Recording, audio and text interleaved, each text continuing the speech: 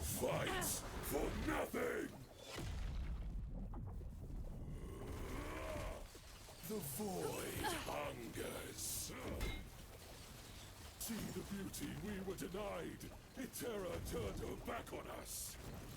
You finally found peace. Pity.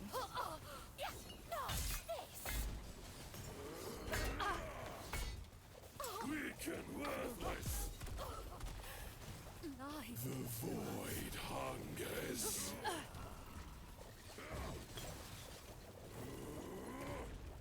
The gods tore our world apart. They deserved their fate.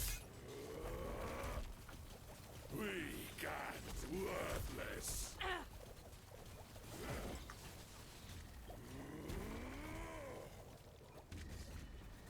We treated the world no better.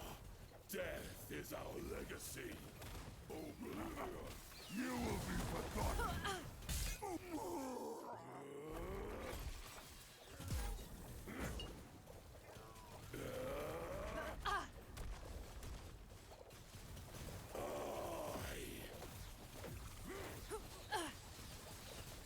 The world called to our abyss. This is his answer.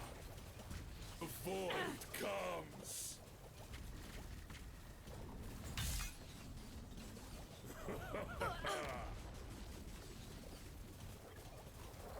You fight for nothing.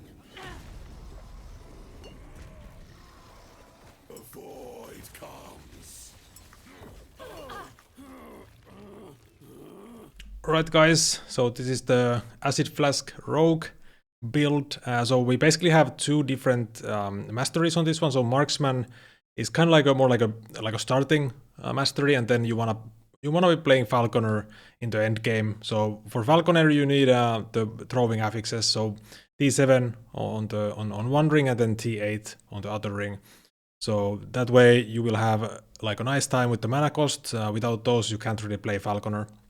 Also getting T7 mana on potion use experimental affix on the belt is really good. But you can easily clear maps even without this affix, but for like long bosses like Uber, it's kinda needed for sure. So how the build works, you throw your explosive trap, it's gonna proc the Acid Flask, and then you stack a bunch of fire res with this node here. So when you convert Acid Flask to fire, this is gonna be fire pen with fire resistance instead of poison. So that's how that one works. So explosive trap, you just spec for the Acid Flask node. So basically when you drop this, like when this procs this node trap sprinkler, you also throw Acid Flask, and it's gonna be 100% chance with these nodes. And the mana cost is very high on the skill, even with all the mana efficiency that you can get, even with all the minus mana cost that you can get.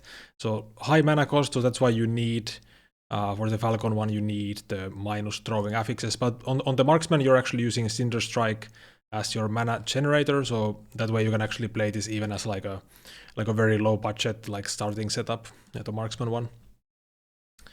And basically Marksman compared to Falconer, Marksman is less DPS and it's a bit clunkier because you need to use a generator. So like there's no reason not to play the Falconer when you get the gear. Basically this is gonna be more DPS and just basically a one button build almost. So the skills on this guy, Acid Flask, getting as much damage as possible, right? So get the fire stacking node, very important. So we have like usually like from like 500 to 700% fire res on gear, depending how good gear you have. Get all the multipliers, get the crit chance here, very nice crit chance, crit multi. So you don't need to build much crit chance. You have Traitor's Tongue for the flat crit, and then you get crit wound also from the tree for another 20% crit chance. And on trap, other than this mana stuff here, you want to get all the like multi-trap nodes basically. So you get all of this and it's gonna throw more traps at once. You can't really get this. This is just too much mana cost, so it's not worth it.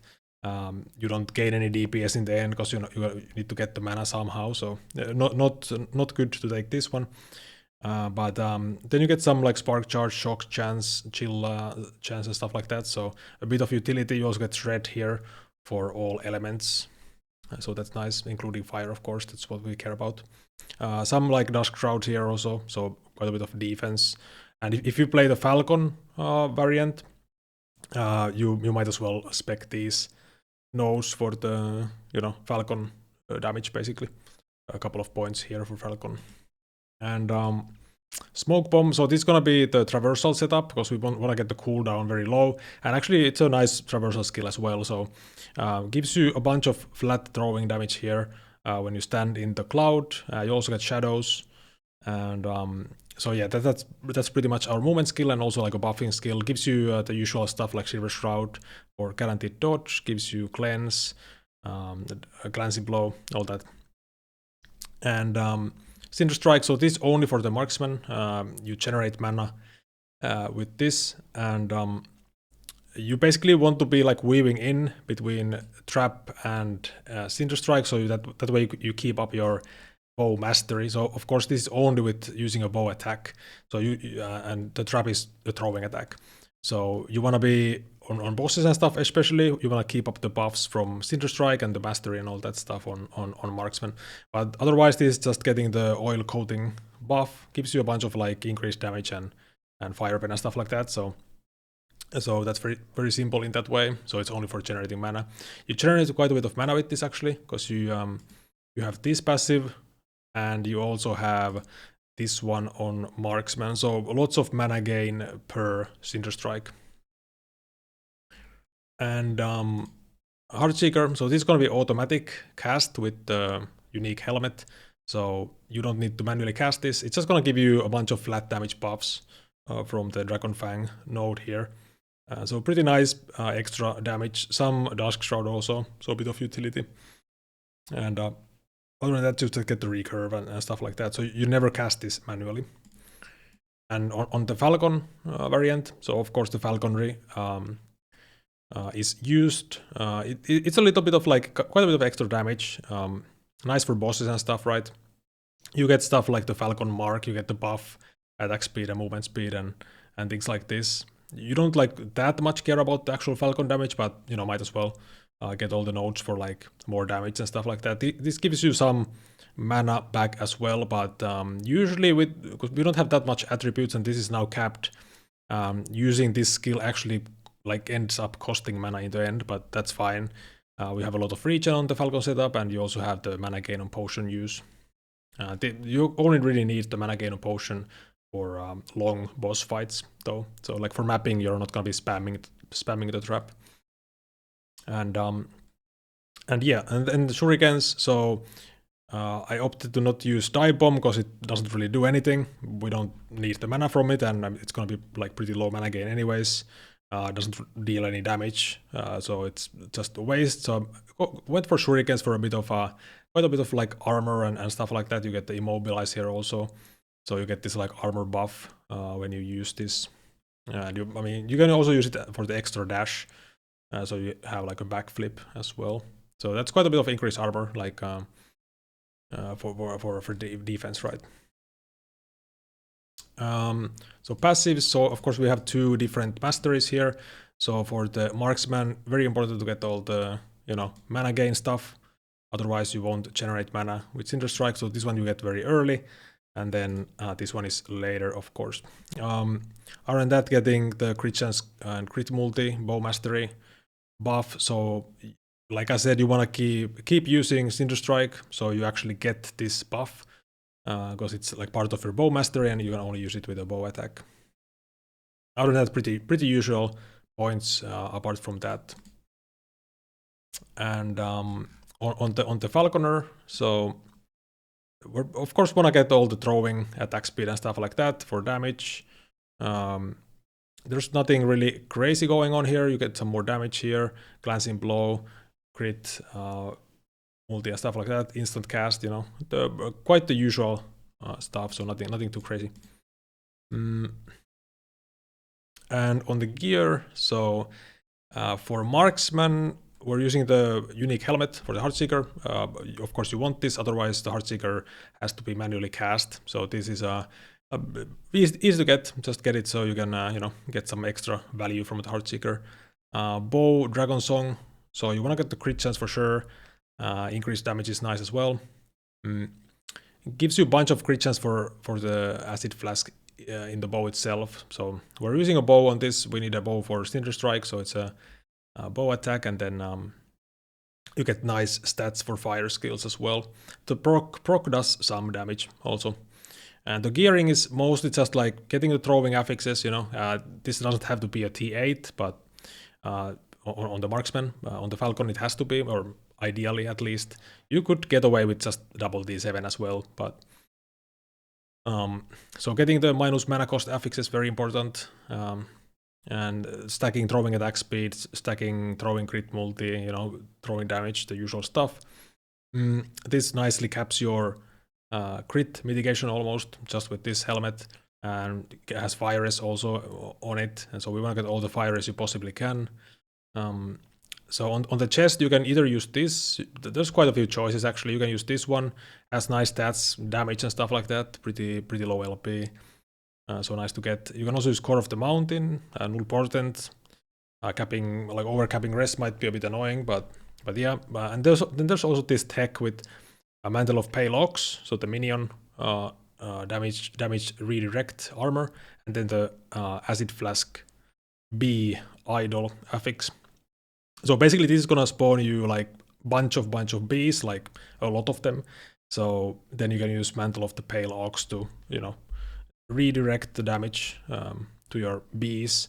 So this is definitely very usable. So you just need to replace one idol, you don't need more than one. You can also do it on the Falcon setup. It's just, I mean, Ursis Pride is very high, like nice value for the mana regen, and also this is easy to get with like even 3 LP is quite easy. On Marksman, you can maybe a bit easier do this setup. So this would give you some decent defense, right? If you want to go for that.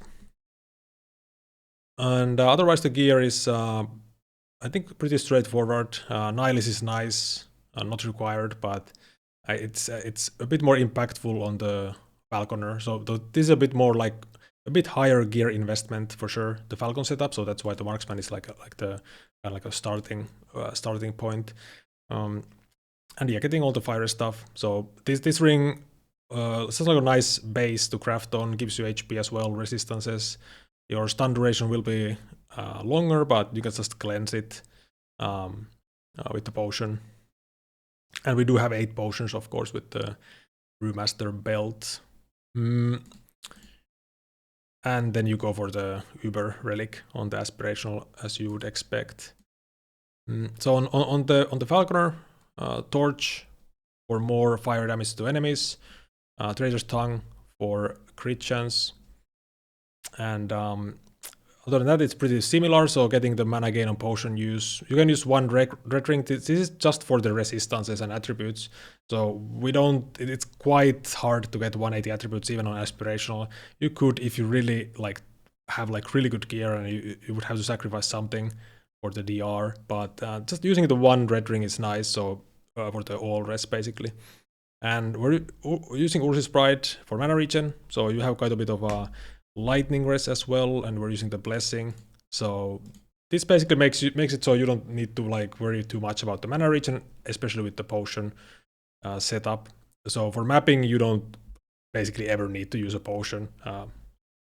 So very nice. And you can also do the B setup on this as well, like I said, on the Falconer as well. And yeah, that's pretty much the gearing. I think it's pretty straightforward. So like throwing fire build, stacking fire resistance, and does a lot of damage, this build. So very high DPS. So the Uber kill on the endgame planner was like 2 minutes or so. It is squishy though, so it's not a tanky build. You can still tank some things, but it's not like a face tanking build. Very fast, good damage. Overall, like super solid build, fun to play as well. And the Falcon setup is like very smooth, you know, no generator, very like simple build to play at that point. But yeah, that's the build. Thanks for watching, and I'll see you in the next one.